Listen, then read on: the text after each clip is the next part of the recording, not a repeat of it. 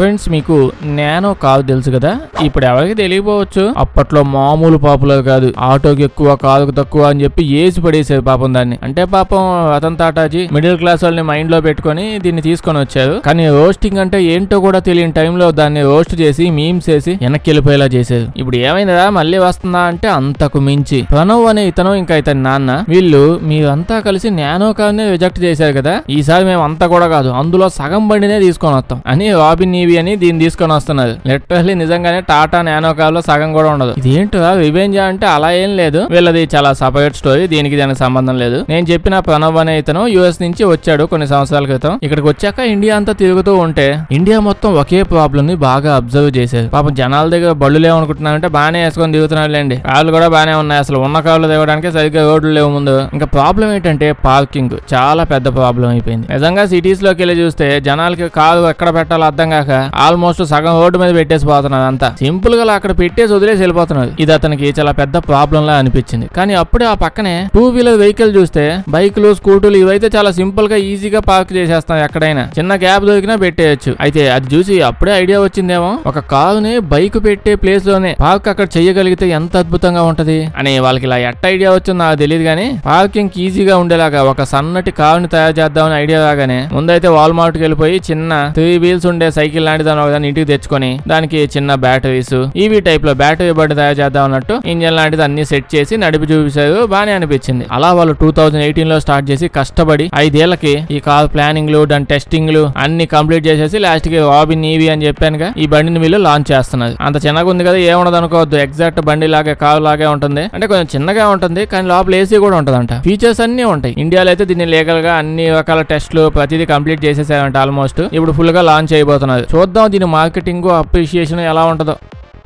మీరు చాలా సార్లు వినుంటారు సైంటిస్టులు కొంతమంది పడుకోవడానికి డబ్బులు ఇస్తారు, అదే నిద్రపోవడానికి. అంటే ఎవడు ఎక్కువ సేపు పడుకుంటాడా అని చెప్పి కాంపిటీషన్లు అవుతాయి, గెలిచిన వాళ్ళు డబ్బులు ఇస్తారు, ఇట్లాంటివి చాలా వినుంటారు. ఎక్కువ జపాన్ వాళ్ళు చేస్తుంటారు. అయితే మీకు ఇప్పుడు కొత్తది తీసుకొని వచ్చాను. ఏదో చిన్న పిల్ల బచ్చాలు ఆడుకునే స్లీపింగ్ గేమ్స్ కాంపిటీషన్లు కాదు, డైరెక్ట్ గా నాసా నుంచి ప్రాజెక్ట్ తెచ్చా మీకోసం. అక్కడ వాళ్ళు ప్రొఫెషనల్ స్లీపింగ్ అని ఒక జాబ్ ని ఆఫర్ చేస్తున్నారు. ఎప్పుడూ ఉంటది, మీరు కూడా బావచ్చు. డబ్బులు బాగానే వేస్తున్నారు. మిగతా డిస్కషన్స్ అన్ని నెక్స్ట్ హెచ్ఆర్ రౌండ్ లో చూసుకుందాం. అదే ఆ ప్యాకేజ్ పేమెంట్ విషయం. ముందుగా అసలు అక్కడ చెయ్యాల్సిన పనులు ఏంటో తెలుసుకోండి. అక్కడికి వెళ్ళాక అన్నిట్లో సైన్లు అన్ని చేసేసి లాస్ట్ కి అయ్యగ్గి అని కొట్టుకుంటా పోతాంగా ఆ ప్రాసెస్ అంతా అయిపోయాక మిమ్మల్ని ఎత్తపోయి ఓ బెడ్ మీద పడేస్తారు. అయితే ఇంతకీ ఎందుకు చేస్తున్నారో చెప్పాలంటే వీళ్ళు ఎంప్లాయీలు అందరూ ఎక్కువగా ఏం చేస్తారు, నాసా కదా స్పేస్ లోకి పోతుంటారు. స్పేస్ లో ఉన్న వాళ్ళు ఎక్కువగా గ్రావిటీ ఉండదు కాబట్టి గాల్లోనే ఎక్కువ టైం స్పెండ్ చేస్తారు. అంటే గాల్లోనే ఓడు దిగుతూ ఆడే ఉంటారు కదా. అలా వాళ్ళు ఎక్కువసేపు గాల్లో ఉన్నప్పుడు వాళ్ళ బాడీలో ఎన్ని రకాల చేంజెస్ అవుతున్నాయి, ఏమవుతుంది, ఇలాంటి టెస్ట్లన్నీ ముందే చేసేసి దాన్ని బట్టి వాళ్ళు గాల్లోకి ఒరిజినల్ గా వెళ్ళినప్పుడు వాళ్ళకి ఏం కాకుండా ఏం చెయ్యొచ్చు అనే విషయాన్ని ముందే చేసుకుంటారు. సరే ఎత్తపోయి పడుకోబెట్టేస్తారు. అయితే ముందుగా అయితే కొంచెం కాళ్ళు పైకి పెట్టి మెడకాయ కిందకు ఉండేలాగా అలా ఉంచుతారు పైకి. అంటే స్పేస్ లో ఎక్కువగా బ్లడ్ ఫ్లో అలాగే జరుగుతూ ఉంటదంట మనిషిలో. అంటే కొంచెం పైకి టిల్ట్ అయ్యన్న ఫీలింగ్ లో ఉంటాం. ఏంటి నెక్స్ట్ స్టెప్ ఏంటంటే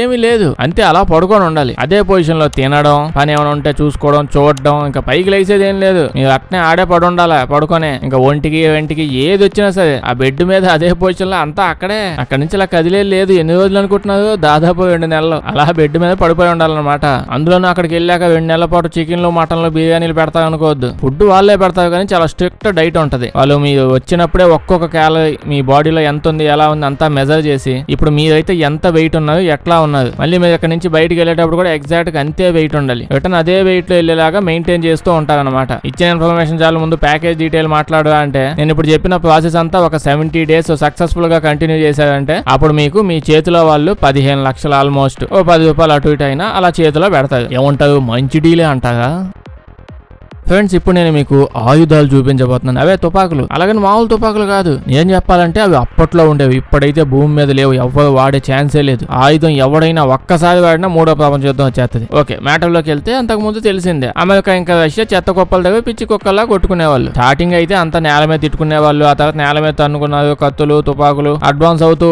మిషన్ గన్లు అనుకున్నారు, బాంబులు వేసుకున్నారు. అప్పటికీ సరిపోక అడ్వాన్స్ అవుతూ పోయి షిప్పులు కనుక్కొని షిప్పుల మీద ఇంకా పైకి వెళ్ళిపోయి పై దాకా విమానాలు వేసుకుని వెళ్ళిపోయి అంటే ఇలా వాళ్ళు అప్డేట్ అవుతూ గొడవల్లో కూడా అప్డేట్ తెచ్చుకుంటూ పోయారు. విషయం ఏంటంటే అందరూ అక్కడతో ఆగిపోయామని అనుకున్నారు, కానీ నిజానికి చాలా దూరం వెళ్ళేది. ఎగ్జాంపుల్ కి ఆ టైంలో రష్యా వాళ్ళు మనం స్టార్టింగ్ లో జస్ట్ తిట్టుకునే వాళ్ళం, ఇక్కడ దాకా వెళ్ళిపోయాం, ఇంకా మన ఫ్యూచర్ అంతా ఎలాగో స్పేస్ కదా, ఇంకొన్ని ఏళ్ళు అయితే స్పేస్ లో తన్నుకోవాల్సి వచ్చిద్దేమో అని చెప్పి స్పెషల్ గా స్పేస్ లో కాల్చగలిగే తుపాకులు తయారు చేయించుకున్నారు. అవి ఏంటనుకుంటున్నారు, లేజర్ గన్. చిన్నప్పుడు తిరణాల్లో కొనుక్కునే లేజర్ గన్లు అవి ఒరిజినల్ గా ఆ టైంలో రష్యా వాళ్ళు తయారు చేశారు. అంటే తిరణాల్లో అమ్మేవి కాదు, నిజంగా పని చేసేవి. అందులోంచి దాదాపు 4500 డిగ్రీ సెల్సియస్ హీట్, అంత హీట్ వచ్చింది ఆ లేజర్ నుంచి. జస్ట్ తుపాకిలా కాలుస్తుంది అంతే. దాంతో పట్టుకుని కాలిస్తే డైమండ్ ఉంది కదా, అది కూడా కరిగిపోయిద్దంట. సేమ్ గుండు కూడా వస్తారు, ఆ గుండు తీసుకొని తుపాకులో పెట్టి దాంతో ఒకసారి కాలిస్తే ఒక లేజర్ బీమ్ లప్పన వస్తుంది, ఇందులో నుంచైనా దూసుకొని వెళ్ళిపోద్ది. ఇది కొత్తగా ఆలోచించాలి కదా, అలాగే కొత్తగా స్పేస్ లో దూసుకెళ్ళేవి తయారు చేసేది. వీళ్ళిద్దరు ఒకేసారి ఎప్పుడైనా స్పేస్ లోకి వెళ్ళి ఒకరికొకరు ఎదురుపడి గొడవలు అయ్యాయనుకోండి, స్పేస్ లో కాల్చుకోవాలి, అందుకే తయారు చేసేది. దాంతో పాటు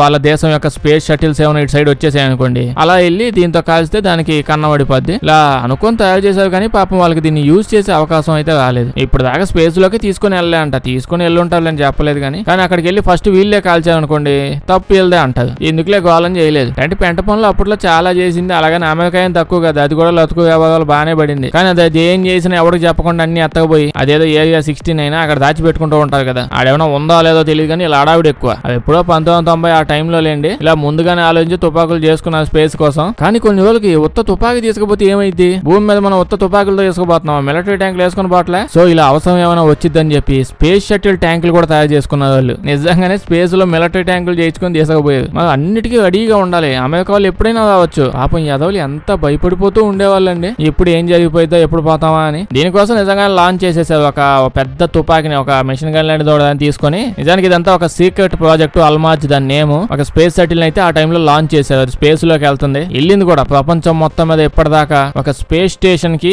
ఇలా మిషన్ గన్ పెట్టిన ఏకైక మిషన్ ఇదే. అంటే ఇలాంటి ప్రాజెక్ట్ మళ్ళీ ఎవరు చేయలేదు. బేసిక్ అయితే దాన్ని అయితే విమానాలకు పెడతారు కదా మిషన్ గన్లు, దీన్ని కూడా విమానం పెట్టడానికి తయారు చేసేది. కానీ టైం లేక వెంటనే హడావిడిగా విమానం ఏంది మనం స్పేస్ షటిల్ లో పెట్టేద్దాం పని చేసేది అని వెంటనే దానికి పెవికాలు వేసి అతికించేసి దాన్నే పంపించేసేది. ముందు టెస్ట్ చేయాలని చాలా కష్టపడ్డారు, గాల్లోకి తీసుకుని పోయారు, గుండ్లన్నీ కాల్చి చూసేది బానే. మ్యాటర్ ఏంటంటే నేల మీద అనుకోండి, అందులో నుంచి ఇప్పుడు గుండు బయటకు వచ్చినా ఆ మిషన్ అనేది ఆ వాటర్ ట్యాంక్ అనేది స్ట్రాంగ్ గా నేలను పట్టుకొని ఉండిపోద్ది గట్టిగా. కానీ స్పేస్ లో అలాంటి సపోర్ట్ ఉండదు కదా, అందులో కాల్చామనుకోండి ఒక గుండు బయటకు వచ్చినప్పుడు స్పేస్ షటిల్ వెనక్కి వెళ్ళిపోతుంది. అయినా ఫుల్ రౌండ్ అంతా వేసి ఫుల్ గా కాల్చి చూసేది, అంతా వర్కౌట్ కూడా అయింది, వెనక్కి వెళ్ళినా కొంచెం ముందుకు నెట్టుకొని వచ్చేది. ఇలా తయారు చేసుకుంటూ డబ్బులన్నీ తగలెట్టేశారు అసలు దీనికోసమే. ఇప్పుడు ఇది బాగానే పనిచేసింది, కానీ దాని అవసరం ఎప్పుడు రాలా, ఇంకా అది కూడా షెడ్కి వెళ్ళిపోయింది. ఫ్యూచర్ లో వాడతాదేమో.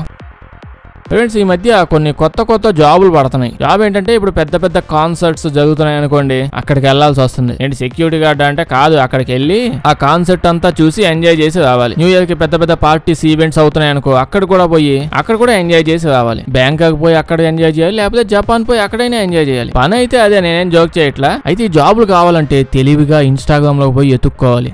మ్యాటర్ చెప్పుగా అంటే సోషల్ మీడియాలో పెద్ద ఇన్ఫ్లుయెన్సర్స్ ఉన్నారండి, తెలిసిందే కదా. వాళ్ళు ఎంత పెద్ద అయిపోయారండి. ఇప్పుడు వాళ్ళ లైఫే బిజీ అయిపోయింది, పడుకోవడానికి తినడానికి ఏ పని చేయడానికి కూడా వాళ్ళకి టైం లేదు, అంత బిజీగా ఉన్నది. మామూలుగా వాళ్ళు ఎందుకు పాపులర్ అయ్యారు, అన్ని చోట్లకి వెళ్తారు, తిప్పుతారు, చూపిస్తారు అంటే వాళ్ళ లగ్జరీ లైఫ్ ని చూపిస్తా ఉంటారు. ఇప్పుడు టాయిలెట్ కి వెళ్ళడానికి వాళ్ళు టైం లేదు కదా, అందుకని వాళ్ళు ఏం చేస్తున్నారు చెప్పానుగా, మనుషుల్ని పెట్టుకుంటున్నారు. ఇలా బదులు వాళ్ళు ఎంజాయ్ చేసి వస్తారని కాదు, ఇప్పుడు కాన్సర్ట్ కి వెళ్తారు కదా, వాళ్ళు టికెట్ తీసుకుంటారు, డబ్బులు కూడా ఇచ్చేస్తారు. అక్కడికి వెళ్ళాక ఒరిజినల్ వీడియోని తీయాలి వీళ్ళు. అదే మంచి ఫోన్ కూడా ఎత్తాలండి, మంచి వీడియో అలా తీస్తే వాళ్ళు దాన్ని ఇన్స్టా స్టేటస్ లో ఒక 4-5 రీల్స్ లో అలా పెట్టుకుంటారు.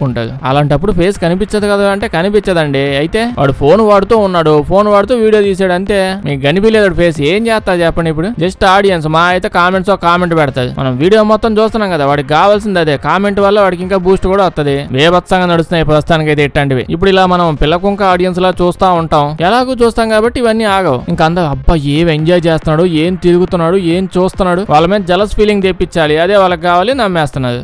ఇవన్నీ ఎందుకు గానీ, ఉద్యోగాలు కావాలా, దీనికోసం సపరేట్ గా పోస్టులు అయితే వాళ్ళు ఏం పెట్టారు కదా. ఇన్స్టా రీల్స్ లో జనాలే వాళ్ళకి పెద్ద ఇన్ఫ్లుయెన్సర్స్ కి ఇలా రెజ్యూమ్లు పెట్టుకుంటున్నారంట. బాబు నువ్వు బిజీగా ఉన్నట్టున్నావు, అర్థం అవుతుంది, నీకోసం నేను ఫుల్ గా తిరిగి వీడియోస్ అన్ని మంచివి తీసి నీకు పంపిస్తా ఉంటాను, నువ్వు స్టేటస్ లో పెట్టుకుంటా ఉండు, కావాలంటే ఏఐలో నీ మొహం కూడా చేంజ్ చేసి పెట్టేస్తాను, ఓ జాబ్ అని పెద్ద ఇన్ఫ్లుయెన్సర్స్ అడుగుతున్నది. ఎంతమంది సర్వీస్ యూజ్ చేసుకుంటాం ఎవరికి తెలుసు, తెలియదుగా. ఫ్యూచర్ అయితే అసలు కానీ పెట్టలేము, అంత దారుణంగా ఉంది ఏఐ. ఇప్పుడు మంచి జాబ్ దొరికితే బాగుండు. ఫ్రెండ్స్, మీరు న్యూ ఇయర్ కి ఏం చేశారు? కొంతమంది పార్టీలు చేసుకొని ఉంటారులేండి, కానీ ఎక్కువ మంది అయితే నాలాగే నైట్ న్యూస్ ఛానల్స్ ఆన్ చేసుకుని అందులో అందరూ ఏ పార్టీలో ఎక్కడెక్కడ దొరుకుతున్నారు, హైదరాబాద్ లో ఆడ, విజయవాడ ఆడ, బెంగళూరు ఆడ, పబ్బులు బయట పరిస్థితి ఏంటి ఇవన్నీ చూసుకుంటా ఉంటారు. దాని తర్వాత నైట్ టైం బాణాసంచాలు, కాకరపు ఒత్తులు ఎట్ట కాల్చారో చూస్తాం. అయితే ఎప్పట్లాగే చైనా వాళ్ళు దుమ్ము దులిపేసేది. వీళ్ళు బాణాసంచాలు కాదు, డ్రోన్ షో మామూలుగా కాదు అదరగొట్టేది. అసలు చైనా వాళ్ళు వీటిని వాడడంలో, దీన్ని వాడి చూపించడంలో ఎంత తోపులు అయిపోయారంటే కళ్ళు జిగేలు అంటాయండి. ఒకసారి మళ్ళీ చూడండి, ఇంకా డైరెక్ట్ చూసే వాళ్ళ పొజిషన్ ఎట్టుంటదో. అయితే ఇందులోనే ఇంకో మ్యాటర్ ఏంటంటే ఇప్పుడు వాళ్ళు వీటన్నిటిని వాళ్ళ దేశ ప్రజల్ని జస్ట్ ఉత్సాహపరచడానికి అయితే చెయ్యరు. అంతా చైనా వాళ్ళు, చైనా గవర్నమెంట్ తెలివితేటలు కొంచెం దారుణంగా ఉంటాయి. అంటే ఆల్మోస్ట్ వీళ్ళు వాళ్ళ డ్రోన్ సిస్టమ్ ని ఎంత స్ట్రాంగ్ గా బిల్డ్ చేసుకుంటున్నారంటే ఒరిజినల్ గా ఇప్పుడు ఎప్పుడైనా యుద్ధాలు వచ్చాయనుకోండి, ఇంకా మనుషుల అవసరంలో అన్ని ఇవే చేసుకునేలా ఉన్నాయి. ఎనిమి ఎక్కడ ఉన్నాడు, ఎంత దూరంలో ఉన్నాడు, వాడు ఆల్మోస్ట్ ఎంత దూరం నుంచి లేపేయచ్చు. ఇవే కాదు, చాలా పెద్ద పెద్ద వస్తువుల్ని తీసుకుని వెళ్ళడానికి కూడా ఇప్పుడు వాడుతున్నారు. అంత పనంతా వీటితోనే చేయిస్తున్నారు. మీరే ఆలోచించండి, యుద్ధం స్టార్ట్ అయ్యాక ఒక డ్రోన్ తీసుకొని వచ్చి దానా ఏడాది నుంచో దూరిపోయి వచ్చేసి బాంబులు అవి పడేస్తుంటే ఎట్టుంటది. అదే ఒక విమానం ఫ్లైట్లు అనుకోండి, ఎన్ని కోట్లు ఖర్చు పెట్టాలి ఒక దాన్ని అలా తీసుకొని పోవడానికి. మళ్ళీ దానికి చిన్న తగిలిన మొత్తం పాడైపోతాయి. అదే ఒక్క ఫ్లైట్ పెట్టే డబ్బులతోనే వేల సంఖ్యలో డ్రోన్స్ వస్తాయి. అవి ఎట్ నుంచి ఏ కింద నుంచో భూమి నుంచి కూడా వచ్చేస్తాయేమో ఫ్యూచర్ లో. అంటే చైనా వాళ్ళు జస్ట్ న్యూ ఇయర్ కి చేసిన ప్రెజెంటేషన్ చూడండి, అర్థం అయిపోద్ది. న్యూ ఇయర్ కి ఇంత లాభం చేయగలిగితే ఫ్యూచర్ లో దీనికోసం దీంతో ఎంతెంత ప్లాన్లు వేసి ఉంటారో ఆలోచించండి. అంటే ఇప్పుడు ఓకే కానీ ఇంకా ఎలాగో లాంగ్ టర్మ్ కి వెళ్లే కొద్దీ ఎలాగో ఇలా 10-15 రకాల వైరస్ వదులుకొని వాళ్ళ దేశం అంతా వాళ్ళే సంగనాకి పెట్టుకునేలా ఉన్నారు. అది డిఫరెంట్ మ్యాటర్. ఎలాగో అయితే మీరే ఉంటారు దీని గురించి కామెంట్స్ చెప్పండి. ఫ్రెండ్స్, ఇప్పుడు నేను మీకు ఒక కిరాతకమైన ఎన్నో పాపాలు చేసిన 7 హత్యల గజాల గురించి చెప్పబోతున్నాను. అంటే వాడి బాధలు చెప్పబోతున్నాను, వాడి కష్టాలు. పాపం పిల్లోడు అనిపించింది తిన్నాక. వీడి గురించి చెప్తున్నాను. అది 2021 డిసెంబర్. అప్పుడు ఏం జరుగుతుంది? ప్రపంచం అంతా సింగిల్ న్యూస్ నడుస్తున్న టైం అది. లాక్డౌన్ లో కోవిడ్ అంతా ఆగాలి. ఇలా జరుగుతూ ఉన్నప్పుడు ఆ టైంలో వీడు క్వీన్ ఎలిజబెత్ అని చెప్పి ఒక హాస్పిటల్ ఉంది. 38 ఏళ్ల ఏజ్ ఉన్న ఒక వ్యక్తి ఈ హాస్పిటల్ కి తొందరగా వచ్చేసి నా సింటమ్స్ ఎక్కువగా ఉన్నాయి, అర్జెంట్ చాలా భవిష్యత్తు ఉంది నాకు అని చెప్పేటప్పటికి డాక్టర్లు వచ్చేసి బాగా చెక్ చేసి అందరూ చూస్తున్నారు డాక్టర్స్ అంతా. కానీ ఒక నర్సు మాత్రం ఆడి మొహం కాకుండా వాడి చెయ్యి చూస్తా ఉంది. ఏంటి అంత మజిల్ బాడీనా అంటే కాదు, వాడి చెయ్యి మీద ఒక టాటూ ఉంది, చాలా పెద్ద టాటూ. అది చూడగానే ఆవిడికి అమెరికాలో ఇంటర్నేషనల్ క్రిమినల్ గార్డ్ ఒకడు ఉన్నాడులేండి, నికోలస్ అని చెప్పి, వాడి సింబల్ వాడి బాడీ గుర్తులు అవి చూపించినప్పుడు సేమ్ టాటూ ఉండాలి వాడికి. వాడు చాలా గబ్బు పనులు చేశాడు ఒరిజినల్ గా. అలా మోస్ట్ వాంటెడ్ అయిపోయాడు. అయితే ఇందులో ఇంకో మ్యాటర్ ఏంటంటే వాడు కాదు, వాడు అయ్యే ఛాన్స్ లేదు. అలా ఎలా అంటే 2019 ఏడాదిలోనే వీడు మీడియా వాళ్ళతో చెప్పాడు, బాబు మా బాబు క్యాన్సర్ ఉంది, సేమ్ క్యాన్సర్ నాకు వచ్చింది. అదే క్రిమినల్ గార్డు అమెరికాలో చెప్పాడు. ఆ వంశపారంపర్యంగా రావడం వల్ల నాకు మొన్నే తెలిసింది, నా దగ్గర కేవలం కొన్ని నెలలే టైం ఉన్నాయని చెప్పి ఒక న్యూస్ ఛానల్ కి ఇన్ఫార్మ్ చేశాడు. అలా కొన్ని రోజులు గడుస్తూ పోయా 2020 వచ్చింది. అది రాగానే వాడు చచ్చిపోయాడు. మొత్తం న్యూస్ ఛానల్ అమెరికా అంతా అదే ఎక్కువ చూపించాడు, వీడు పోయాడని చెప్పి. అలా వాడి ఫ్యూనరల్ జరిగింది, మొత్తం అంతా అయిపోయింది. మరి ఈడెవడో వాడు తమ్ముడు అంటే వాడు తమ్ముడు అదే టాటూ ఎలా వస్తుంది? ఫేమస్ టాటూ కదా, ఎవడో ఎంచుకున్నాడు అనుకోవచ్చు. కానీ అంత ఆలోచించొద్దులేండి, వీడు ఆడే. నిజంగానే వీడు 1920 ఈ టైంలోనే వాడు చచ్చిపోయాడని అమెరికా మొత్తాన్ని నమ్మించి అక్కడి నుంచి డైరెక్ట్ గా స్కాట్లాండ్ తప్పించుకుని పారిపోయాడండి ఈజీగా. అక్కడికి వెళ్ళిపోయాక వాడు ఒక ఆల్ఫాన్ అని, ఒక అనాథ అని చెప్పి, వాడుకు పెద్ద ఆధారాలు ఏం లేవని, చిన్నప్పటి నుంచి అక్కడే పెరిగాడని చెప్పి వాడి నేమ్ డీటెయిల్స్ అన్ని మార్చుకుని ఇంకా అక్కడే బతకడం మొదలు పెట్టాడు. అలా సెటిల్ అయిపోయాడు. దీని తర్వాత ఏం జరిగిందో విషయం పక్కన పెడితే ముందుగా 2020 ఈ టైంలోనే అమెరికా మొత్తాన్ని పిచ్చి పుల్లలు చేసాడు వీడు. చచ్చిపోయానని చెప్పి సింపుల్ గా దేశం వదిలి వెళ్ళిపోయాడండి. ఎంత అడ్వాన్స్డ్ యుగంలో కూడా ఈ తెలివితేటలు ఇంకేడన పెట్టుంటే వీడు అమెరికాలో కలెక్టర్ అయి ఉండేవాడు. దీని తర్వాత ఏమైందంటే అబ్బో మీరు నమ్మలేదు ఎంత అయిందో అనేది. ముందైతే ఆ నర్సు చూసింది కదా, పోలీసులు వాళ్ళకి ఇన్ఫార్మ్ చేసింది. పోలీసులు ఇంకా టాటూ చూశాక, ఫింగర్ ప్రింట్స్ కూడా చెక్ చేశాక లాస్ట్ గా వీళ్ళ డాడీ, అంటే తన సొంత డాడీ కదా, అడాప్టెడ్ డాడీ, అతను కన్ఫర్మ్ చేయమంటే అతను కూడా చూసి ఈడు నా కొడుకు, ఈయనే నేను పెంచింది, మనిషి అన్నోడు ఎవరికన్నా అర్థమైంది ఆ విషయం, మీకెందుకు అర్థం కావట్లేదు అని చెప్పి అందరూ కన్ఫర్మ్ చేసేసారు ఈజ్ ద గాయ్ అని చెప్పి. అమెరికా వాళ్ళ FBI వాళ్ళు కూడా డీప్ గా వెళ్ళిపోయి డీప్ గా టెస్టింగ్ అన్ని చేసి, అంటే వాడు ఫోన్ ట్రాక్ చేసి పాత మొబైల్ కొత్త మొబైల్ అంతా చూశాక ఆ ఫోన్ అయితే నిజంగానే ఇక్కడ నుంచి స్కాట్లాండ్ కి వెళ్ళింది డైరెక్ట్ గా. ఇంకేముంది ప్రూఫ్లు ఉన్నాయి కదా, ఎత్తకపోయి తెచ్చేసారు కదా అంటే అంత లేదు. కథ ఇక్కడే మొదలైంది. వీడైతే ఇంకా నేను ఫైట్ చేస్తాను, నేను వాడిని కాదు, వాడెవడో పట్టుకుని నన్ను అంటారు మీరు పిల్లోడిని బతకనిరా అని చెప్పి వాడు ఇంకా స్టార్ట్ చేసాను చూడండి. మీడియా దగ్గర గోలా, కోర్టులు, పోలీసులు మామూలుగా జరగల. ఫస్ట్ అయితే వీడి కాలు లేవు, నేను ఎప్పుడు వీల్ చైర్ లోనే ఉండాలి అని చెప్పాడు. దాని తర్వాత బీభత్సమైన హెల్త్ ఇష్యూస్ ఉన్నాయి, అన్ని ఉన్నాయని చెప్పి చాలా కాల్ చేశాడు. మరి ఆ టాటూ ఏంటో ముందు అది చెప్పాలంటే, టాటూనా? మొన్నటి దాకా అసలు టాటూ అంటే ఏంటో కూడా నాకు తెలియదు. నాకు కోవిడ్ టైంలో కొంచెం దగ్గు వచ్చేటప్పటికి అలా హాస్పిటల్కి వెళ్ళాను. హాస్పిటల్కి వెళ్ళాక వాళ్ళు నాకు ఏదో ఆ నర్సు ఉంది, ఖచ్చితంగా అదే నాకు ఏదో ఇంజక్షన్ వేసింది. దాని తర్వాత కామాలోంచి నేను అలా లెగి చూస్తే నా చేతి మీద పెద్ద టాటూ ఉందండి. How is that possible? ఆ నర్సే పోలీసులకు ఇన్ఫార్మ్ చేసింది కదా, అది నేను పడుకున్నప్పుడు నా చేతికి అలా టాటూ వేసేసిందండి, అంత పెద్ద టాటూ అని చెప్పి నేను చెప్పట్లా. వాడు లిటరల్లీ ఏడుస్తూ న్యూస్ లో కూడా ఇలాగే చెప్పాడు. మీడియా మొత్తానికి ఆడిపోయింది ఇదే చెప్తాడు వీడు. జనాలు ఇప్పుడు వీడు చెప్పింది నిజమో కాదు అనే విషయాన్ని వదిలేస్తే వీళ్ళు లాయడం ఇలా జరిగే ఛాన్స్ ఉందండి అని చెప్పి వాదించాడు. అంటే వాడు కామాలోకి వెళ్ళిపోయాడు. దాని తర్వాత టాటూ వేస్తున్నా వాడికి తెలియదు, సో అప్పుడే వేసాడు. ఇంకా అదే చెప్పాడు. దాని తర్వాత ఫింగర్ ప్రింట్స్ అసలు ఎలా కలిసాయమ్మా అంటే నాకేం తెలుసు ఎలా కలిసాయో. ఆ ఫింగర్ ప్రింట్స్ నాకు తెలిసి నావి ఎక్కడి నుంచో తీసుకొని ఆ కేసులో వాడు ఎవడో ఉన్నాడని చెప్పాడుగా, వాడు దాంట్లో కలిపేశారు. ఈ కేసులో తప్పించుకోవడానికి వీళ్ళు ఇవన్నీ చేస్తున్నారు, ఇట్లాంటి ఫీట్లన్నీ చేస్తున్నారు. నేను ఒప్పుకో అంటే ఒప్పుకో అని చెప్పి మీడియాలో తిరగతనే ఉన్నాడు. నాలాంటి ఓ పసిపానని ఎంత ఇబ్బంది పెడుతుంటే జనాలు ఏం మాట్లాడదా అని చెప్పి. ఒకసారి అయితే హాస్పిటల్లో చూస్తే ఇతనికి కాళ్ళు లేవని ఎలాగో చెప్పాడు. ఇదంతా జరుగుతున్నప్పుడు నాకు హెల్త్ అస్సలు బాగాలేదు, కాళ్ళు అస్సలు బాగాలేవు అని చెప్పి హాస్పిటల్లో జాయిన్ అయిపోయాడు. చాలా సార్లు ఇంకా డాక్టర్లు వచ్చి అసలు మీకు ఏం ప్రాబ్లం లేదు, తగ్గిపోయింది, ఇప్పుడు ఇంటికి వెళ్ళిపోవచ్చు అని అంటే ఈడేమో ఎవడో నువ్వెవడో నాకు చెప్పేది, బిల్లు నేనా నువ్వు కడుతుంది, నేను ఎక్కడే ఉంటాయని చెప్పి